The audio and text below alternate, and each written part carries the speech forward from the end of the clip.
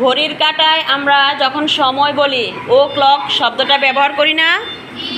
আচ্ছা, ও ক্লক এটা হচ্ছে সংক্ষিপ্ত রূপ। এটা হচ্ছে কি সংক্ষিপ্ত রূপ। ও ক্লকের পূর্ণ মিনিং হচ্ছে of the clock. O'clock, of the clock. এই যে দেখো ও এর পর একটা অ্যাপোস্ট্রফি কমা আছে না? এই কমার মাধ্যমে হচ্ছে এই যে ও এর সাথে অফ এবং দা এই দুইটা জিনিসকে উঠাই দেওয়া হয়েছে, দিয়ে এটাকে শর্ট করে ফেলছে ও ক্লক। ও অ্যাপোস্ট্রফি কমা ক্লক মানে হচ্ছে of the clock, of the clock. এবার আসো ও ক্লক কখন ব্যবহৃত হয়? ও ক্লক ব্যবহৃত হয় হচ্ছে তোমার পূর্ণ ঘন্টার সাথে। এখন পূর্ণ ঘন্টা কোনগুলো? 12টা, 1টা, 2টা, 3টা, মানে আমরা যে ঘন্টার কাঁটাটা বরাবর বলবো সেটাই হচ্ছে পূর্ণ ঘন্টা। 2টা, 3টা, 4টা, 5টা, 10টা এগুলোর সাথে কি হবে?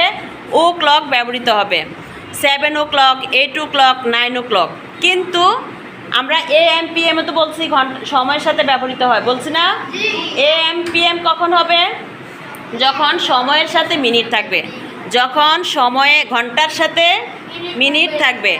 7টা 15 বাজে, 8টা 15 বাজে, 10টা 15 বাজতেছে, 20 বাজতেছে, তখন আমরা AM PM ব্যবহার করব।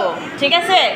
ঘন্টার সাথে যদি মিনিট থাকে তাহলে AM PM, আর যদি পূর্ণ ঘন্টা হয় তখন ও ক্লক ব্যবহৃত হবে। ওকে?